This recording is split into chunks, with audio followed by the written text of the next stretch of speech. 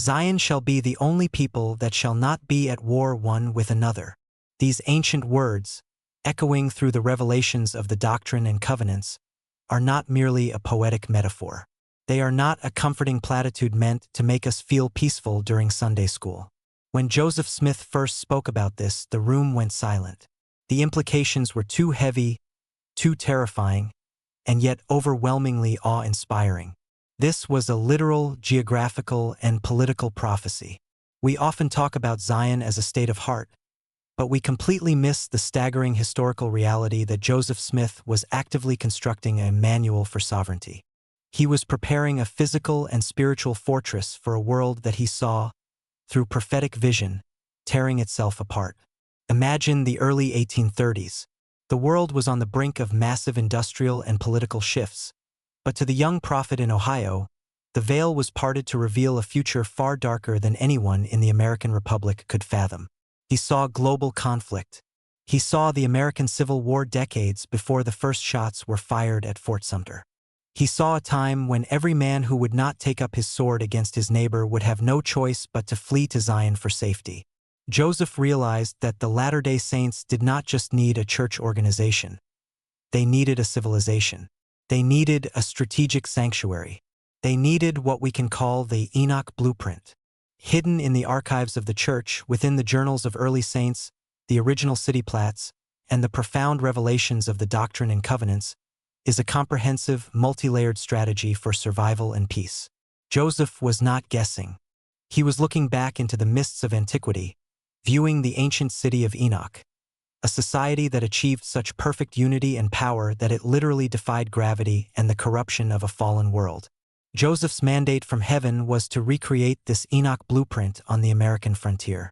To understand how this fortress of peace is constructed, we must walk through the 6 deliberate layers of this blueprint. This is not just history. This is the prophetic model for our days, right now, as the world's systems begin to tremble. The foundation of this strategic sanctuary begins with its very physical geography. When we look at the original plat of the city of Zion drawn up by Joseph Smith, Frederick G. Williams, and Sidney Rigdon in June 1833, we are not just looking at a 19th-century town plan. We are looking at a masterclass in celestial architecture and social engineering designed specifically to prevent the rot of Babylon from taking root. Joseph mailed this massive, detailed blueprint to the saints in Missouri. It outlined a city that was exactly 1 mile square, designed to hold about 15,000 to 20,000 people. But the genius of the plat of Zion was in its complete rejection of how the world builds cities. In Babylon, a city is built around commerce. The center of town is the marketplace, the financial district, the harbor, or the fortress of the ruling elite. The poor are pushed to the edges, creating sprawling slums of inequality, breeding resentment, crime, and eventually, contention. But in Joseph's Enoch blueprint, the center of the city was not a bank or a marketplace. The center consisted of dedicated temple blocks, 24 sacred structures right in the geographical heart of the community, serving as houses of worship, education, and administration. The streets were to be wide and straight, laid out on a grid. Every family was to be given an identical plot of land, a half-acre lot. No one had a sprawling estate, and no one was crammed into a tenement. The houses were to be built of brick and stone, set back from the street with identical frontage, allowing for beautiful gardens and groves. The agricultural farms were placed completely outside the city limits, ensuring that the living spaces remained clean, orderly, and beautiful. This was a physical manifestation of divine equality. The geography itself was a defense mechanism against pride. You could not walk out of your front door and look down on your neighbor because your neighbor's lot was the exact same size as yours. The city was designed to limit infinite expansion. Once a city reached its capacity, you did not build suburbs of outcasts. You simply took the blueprint, moved further out, and stamped down a brand new, perfectly equal city of Zion. It was a cellular structure of communities, replicating themselves across the landscape, connected by a network of temples. This sacred geometry was the first layer of the fortress. By physically eliminating the extremes of extreme wealth and crushing poverty, Joseph was attempting to strip away the environmental triggers that cause human beings to go to war with one another. But a perfect grid of streets and beautiful brick homes cannot stand if the economic engine running the city is fueled by greed. This brings us to the second, and perhaps the most radically challenging, layer of the Enoch blueprint: economic sovereignty through the law of consecration. We fail to realize just how fragile our modern economic systems are until a crisis hits. The scaffolding of Babylon is built on debt, leverage, aggressive competition, and the perpetual anxiety of not having enough. Joseph Smith knew that if the saints were tied to the banking systems and the volatile markets of the world, they would be subject to the world's crashes, the world's panics, and ultimately the world's wars. You cannot be a sovereign, peaceful people if someone 1,000 miles away controls whether your family eats. The law of consecration was revealed not merely as a charitable suggestion, but as an urgent survival protocol. In section 38 of the Doctrine and Covenants, the Lord gave the terrifying context for this economic law. He warned that the enemy was combining in secret chambers to seek the lives of the saints, and then he declared, "If ye are not one, ye are not mine." The consecration of properties, the deeds drawn up by Bishop Edward Partridge, and the establishment of the Lord's storehouse were designed to completely insulate the saints from external financial collapse. When a saint consecrated their property, they deeded it to the bishop, recognizing that the earth belongs to the Lord. The bishop then deeded back a stewardship, a legal, private ownership of what that family actually needed to thrive. The surplus generated by that stewardship was freely given back to the storehouse to care for the poor, to finance the building of temples, and to purchase land for the public benefit. This was a profound act of unhooking from the beast of Babylon. It meant that within the borders of Zion, inflation, market crashes, and the predatory lending of the outside world had zero power. If a crop failed in one part of Zion, the storehouse absorbed the shock. If a family lost their father, the community's surplus ensured the widow and children never missed a meal. It was an unbreakable safety net woven from the pure love of Christ. The world's economy operates on the principle of artificial scarcity. Zion's economy operates on the principle of covenantal abundance. The Enoch blueprint required the saints to become a self-sustaining organism. If the banks in New York or London failed, the wheat in the Lord's storehouse in Missouri would still feed the hungry. This economic sovereignty was an absolute prerequisite for peace. You cannot have a city without war if half the city is starving and the other half is hoarding the grain. Consecration was the great equalizer, forging an ironclad bond of trust among the saints that made them financially untouchable by the whims of the wicked. Yet, providing a physical city and an independent economy was only preparing the stage for the third layer of this grand design: the doctrine of gathering as a strategic military and spiritual defense. There is a detail in section 45 of the Doctrine and Covenants that changes everything we understand about the gathering of Israel. The Lord warned Joseph Smith of desolating sicknesses, earthquakes, and a time when the whole earth would be in commotion. And then, the Lord gave a specific, terrifying prophecy. "And it shall come to pass, among the wicked, that every man that will not take his sword against his neighbor must needs flee unto Zion for safety." Let those words sink in. The gathering of the saints to a physical location was not just to have a nice community of like-minded believers. It was a literal refugee operation.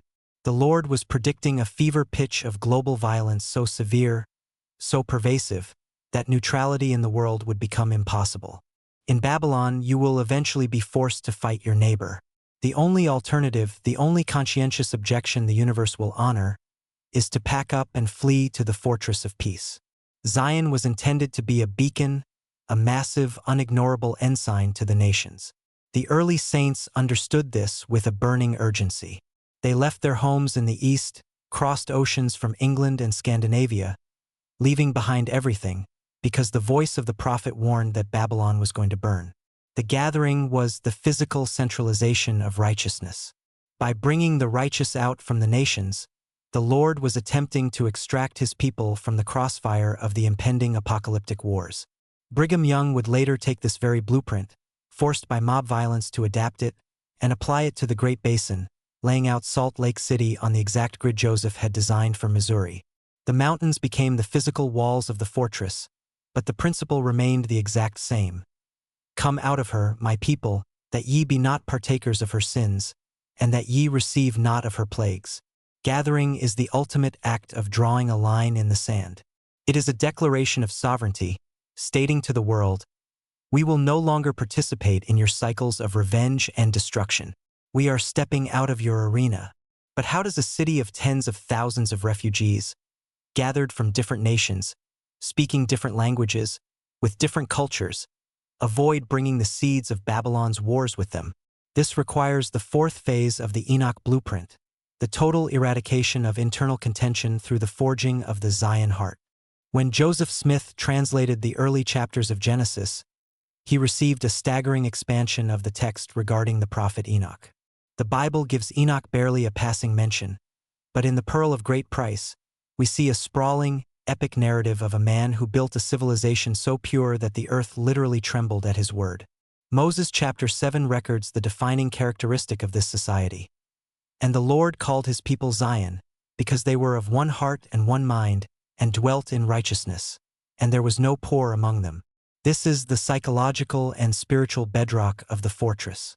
The physical grid of the city and the economic laws of consecration were merely outward tools designed to construct this internal reality, one heart and one mind. Joseph Smith taught that contention is the rust that destroys the iron gates of Zion. If there is bickering in the ward, if there is political polarization in the pews, if there is gossip, backbiting, or pride among the saints, the walls of the fortress crumble from the inside. The city of Enoch achieved translation, the ultimate victory over death and a fallen world, because they absolutely refused to harbor ill will toward one another. The eradication of internal contention requires a massive, agonizing submission of the human ego. It requires individuals to look at a neighbor who has wronged them or who holds a different opinion, and to choose the covenant over the conflict. In a war-torn world, Babylon survives by dividing people into factions, feeding them outrage, and turning them against each other for political or financial gain. Zion is the complete antithesis of this. Zion demands an aggressive, almost militant commitment to charity. If a people can master their own internal demons, if they can truly become of one heart, they generate a spiritual power that is terrifying to the adversary. The Enoch blueprint reveals that when a society of people achieves total internal unity, they begin to unlock the powers of heaven. Rivers are turned out of their course, mountains are moved, and the enemies of God stand afar off, trembling. The unity of the saints is the actual, literal force field that deflects the fiery darts of the adversary. However, existing in a state of internal peace does not mean the outside world will simply leave Zion alone. History proves the exact opposite. Whenever a fortress of peace is established, the forces of hell hurl everything they have against its walls. This brings us to the fifth mandate of the Enoch blueprint, the law of vengeance and the standard of peace. How does a society that refuses to go to war defend itself against mobs, armies, and corrupt governments? We look to the tragic and bloody history of the early church in Missouri. When the saints were being driven from Jackson County, their homes burned, their printing presses destroyed, and their men beaten, they begged Joseph Smith for permission to fight back, to retaliate, to launch a war. The Lord's response, recorded in Doctrine and Covenants section 98, is one of the most profound documents on the divine rules of engagement ever recorded. The Lord introduced a mechanism that flips human logic upside down. He commanded the saints to renounce war and proclaim peace. He explicitly told them that if an enemy came against them, they were to bear it patiently. If the enemy came a second time, they were to bear it patiently. If the enemy came a third time, they were to bear it patiently and warn the enemy in the name of the Lord. If the saints did this, the Lord promised that he would fight their battles. This is not pacifism. This is the deployment of divine wrath through mortal restraint. The Enoch blueprint requires the saints to hold the moral high ground so absolutely that the heavens are legally bound, according to eternal law, to intervene. When Zion's camp marched to Missouri to aid the exiled saints, they were met by a massive, heavily armed mob determined to slaughter them at Fishing River. The saints were vastly outnumbered. It looked like a massacre was inevitable. But Joseph had promised that if they would not complain, God would protect them. That night, a horrific, unnatural storm broke out. Hail the size of eggs rained down from the sky. The Fishing River rose 40 feet in a single night. The mob was scattered, their ammunition soaked, their horses terrified. They fled in absolute panic, declaring that if that was the way God fought for the Mormons, they might as well go home. Zion's ultimate military strategy is to trust the Lord of hosts. By strictly adhering to the law of offering peace multiple times, the saints pass the test of righteousness. Once that test is passed, the burden of defense shifts from the frail arms of men to the omnipotent arm of God. The fortress of peace stands because God himself is the watchman on the tower. He will allow trials, he will allow persecutions to purify the people, but he will not allow his blueprint to be wiped from the earth. Zion survives the wars of Babylon not by having better weapons, but by having unshakable obedience to the commander of the heavens. Which brings us to the sixth, and perhaps most mind-bending reality of this entire grand design. When we strip away the physical city plats, when we look past the historical laws of consecration, and we confront the terrifying reality of a world collapsing into chaos, we find the true, untouchable core of Joseph Smith's vision. This is the mechanism that makes Zion truly invincible. It is what we might call the spiritual barter system, the ultimate, untouchable economy of faith and covenant loyalty. Imagine a scenario where the world's systems have completely failed. The grid goes down, supply chains snap, money becomes entirely worthless paper, hyperinflated to meaninglessness. Governments fracture. In Babylon, this scenario leads instantly to anarchy, looting, violence, and the desperate survival of the fittest. But what happens within the borders of a fully realized Zion? When the physical currency fails, Zion activates an economy that Babylon cannot even comprehend. In the Enoch blueprint, true wealth is not stored in bank accounts. It is stored in relationships, in priesthood power, and in the unyielding loyalty to temple covenants. The spiritual barter system is a society where the exchange of faith directly bridges the gap of physical deficits. Consider how this works in practice. In this untouchable community, one family may have lost their entire crop, but their neighbor has a surplus. In Babylon, the neighbor hoards the surplus and arms himself. In Zion, the neighbor freely gives the food, because a year prior, the father of the hungry family had laid his hands upon the neighbor's sick child and invoked the power of the Melchizedek priesthood to heal her. How do you put a price tag on a miracle? How do you calculate the exchange rate of a priesthood blessing? You cannot. The currency of Zion is trust. It is a society where a woman's profound spiritual gift of discernment is freely given to guide the bishop, and in return, the entire ward rallies to rebuild her barn when it collapses in a storm. It is a community where the youth give their physical strength to harvest fields for the elderly, and the elderly pour their decades of acquired wisdom and spiritual resilience into the youth, acting as anchors during times of anxiety. It is the absolute, seamless integration of the spiritual and the temporal. If you read the Journal of Early Saints, you see glimpses of this miraculous system in action. When thousands of saints were freezing and starving on the banks of the Mississippi River after being driven from Nauvoo under the threat of extermination, they did not turn on each other like starving wolves. They organized. The quorum of the 12 apostles made a covenant that they would not stop working, not stop sacrificing, until every single saint, regardless of their poverty, was brought across the plains to safety. Brigham Young led the charge of this spiritual barter system. Those with wagons went back, time and time again, exhausting their own resources to pull the destitute from the mud of Iowa. They exchanged their physical energy and even their lives for the spiritual salvation of their brethren.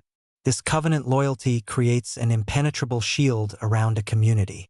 When an enemy looks at Zion, they see a people who cannot be bought, who cannot be bribed, and who are not terrified of losing their physical possessions because their treasures are entirely wrapped up in each other's exaltation.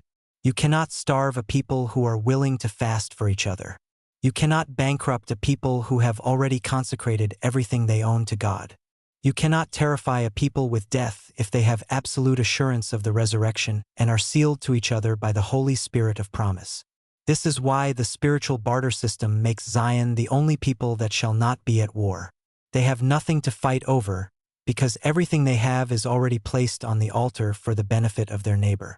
As we look at our world today, the prophecies of Joseph Smith are not fading into obscure history. They are accelerating into vivid reality. We watch the news and see the fragility of nations, the aggressive posturing of empires, the economic instability that plagues every continent, and the rising tide of anger and contention that is sweeping through the very veins of modern society. The world is fulfilling the scriptural warning perfectly. The whole earth is in commotion, and men's hearts are failing them. In the midst of this gathering storm, the modern prophets are blowing the trumpet with undeniable urgency. When President Russell M. Nelson pleads with the Latter-day Saints to become peacemakers, to strip away the toxic rhetoric of the world, and to gather Israel on both sides of the veil, he is not just giving a pleasant Sunday sermon. He is activating the Enoch blueprint. He is calling us to man our stations on the walls of the fortress. We may not currently be asked to pack our physical belongings into handcarts and march to Jackson County, Missouri. Our current mandate is to build Zion wherever the stakes of Zion are planted. We are commanded to turn our homes into literal sanctuaries of faith, to organize our wards into interconnected families of covenant loyalty, and to implement the principles of consecration by freely giving our time, our talents, and our surplus to care for the poor and build up the kingdom of God. The Enoch blueprint is in our hands. The physical geography begins in our own living rooms. The economic sovereignty begins with our tithes, our fast offerings, and our self-reliance. The gathering begins in our temples. The eradication of contention begins in our marriages and our ward councils. The defense against the world begins by refusing to engage in Babylon's outrage. And the spiritual barter system begins the moment we look at our neighbor and decide that their spiritual and physical survival is just as important as our own. Joseph Smith saw the fire that was coming, but he also saw the fortress. He saw a people who would stand in holy places and not be moved. He saw a civilization of light that would rise from the ashes of a warring world, a people whose hearts were knit together in an unbreakable tapestry of priesthood power and divine love. Zion is the destiny of the Latter-day Saints. It is the only place of safety in a world that has forgotten God. The question is not whether Zion will be built. The prophecies guarantee that it will.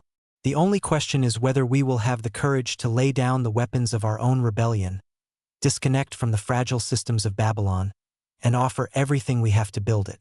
Thank you for joining me on this deep dive into one of the most profound prophetic visions of this dispensation. History is not just in the past. It is the map for our future. I want to hear from you down in the comments. What obscure historical event, revelation, or deep doctrine of the restoration do you want me to investigate next? Leave your thoughts, and if you haven't already, ensure you are subscribed so you don't miss the next time we uncover the truths hidden in the archives. Until then, stand ye in holy places.